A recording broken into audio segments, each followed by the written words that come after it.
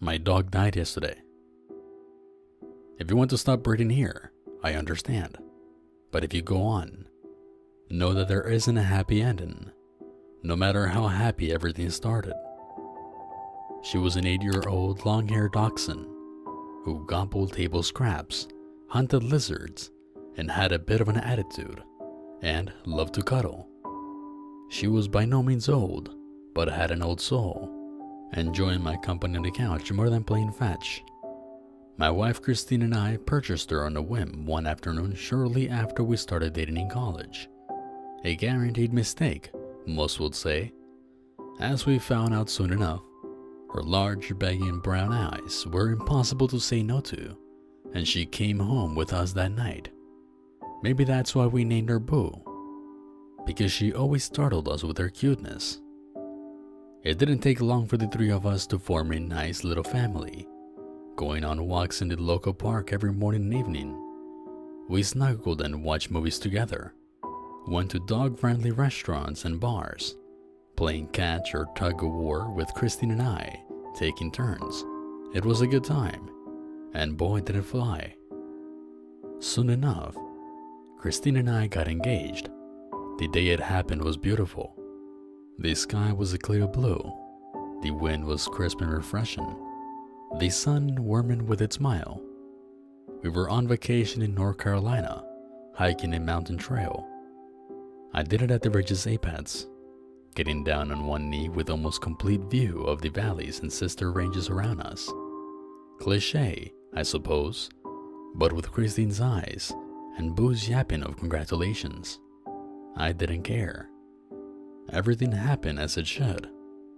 Amongst the kisses, Christine and I laughed and laughed and laughed. After 5 years, I had finally asked the question, and it was finally time to move on with our lives, with Boo tagging along, of course. So marriage happened. That wonderful day you planned months for and spent a fortune on, only to barely remember. Boo was our ring bearer, because why not? Kristen and I were both only children, and there were no nieces or nephews to fill the bill. Even if there was, we still would have chosen Boo. We dressed her in a tiny white tutu and tied the rings to a cushion on her back. She brought them to us with the help of my father, while only getting mildly distracted by the horde of attendees. In recognition of this, we each gave her a treat and patted her on the head. She licked our palms and wagged her tail in return. It was a good day, a perfect day, and one that I would never forget. But with marriage comes the onset of other, more mature life plans. Steady income, a house, kids, you know the bill. In an ideal world, Christine and I would have continued our life in that order. But the world is not ideal. Christine found out she was pregnant soon after our honeymoon, and I wish I could describe to you my bundle of fear, excitement, and anxiety when I found out. So off we went, hurriedly searching for a house so that we wouldn't have to move late in her pregnancy or with a baby afterward. We found two eventually, a perfect 3-bedroom 2-bath and a 5-bedroom 4-bath. Somehow they were both the same price, although the former was closer to the city and the latter had a larger front and backyard. We chose the latter, not only for the size, but because Boo had never had a yard to run around in. Now, you're probably thinking, how the hell were they the same price?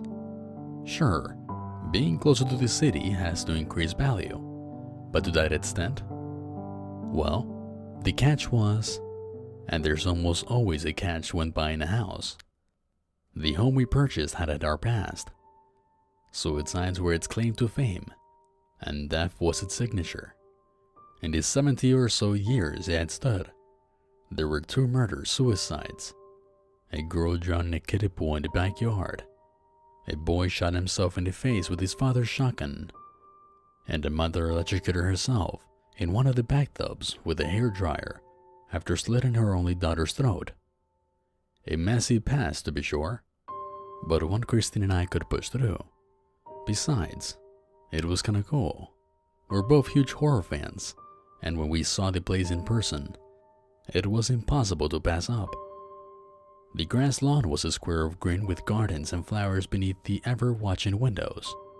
A fence, old and iron, wrapped around the property like a snake, and the house's brick walls and a chimney were too picturesque to not fall in love with.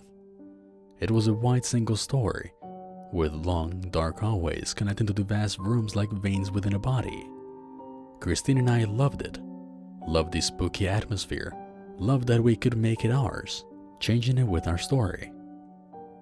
I think that's why finding out Boo hated it was so hard. She never wanted to be outside without us. She never stayed in a room by herself, and she whined so much at night that we had to let her stay in our room, then eventually in our bed. Her dark demeanor changed into one filled with angst.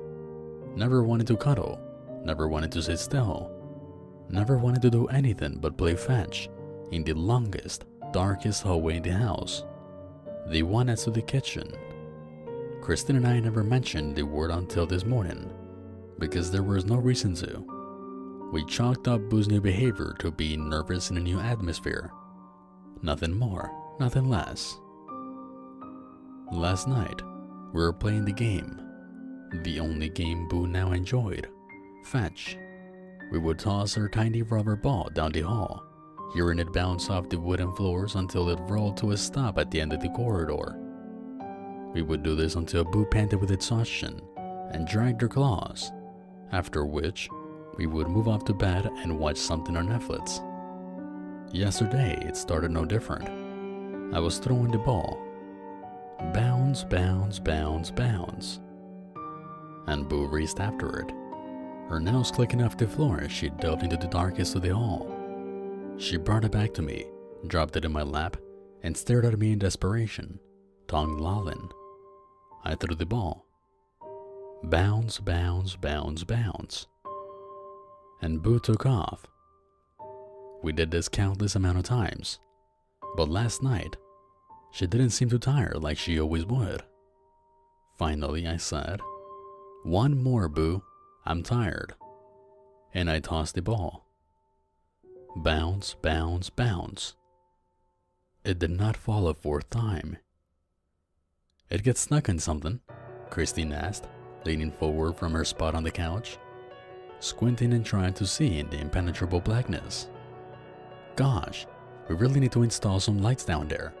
I can barely see 10 feet. "Yeah," I said. "I'll research some electricians tomorrow." Bounce. Before either of us had time to process what happened, Boo took off down the hall, eager to get her toy.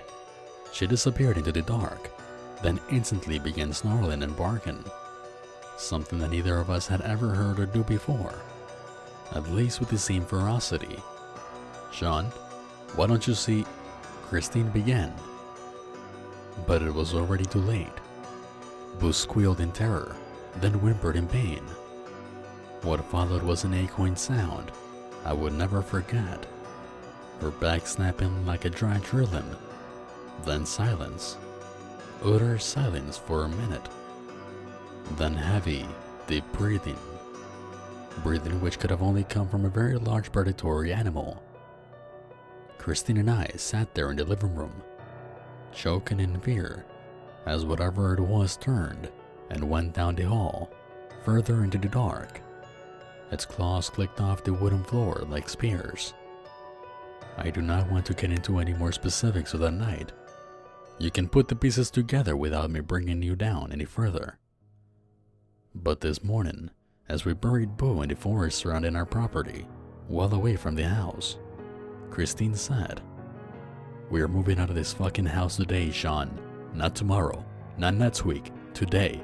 I am not staying somewhere haunted. Not now, not ever again."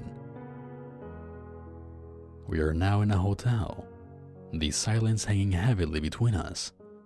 As I try to process this, I thought I'd share my story because sometimes a deal is a deal for a reason. I'm sorry, Boo. I loved you dearly.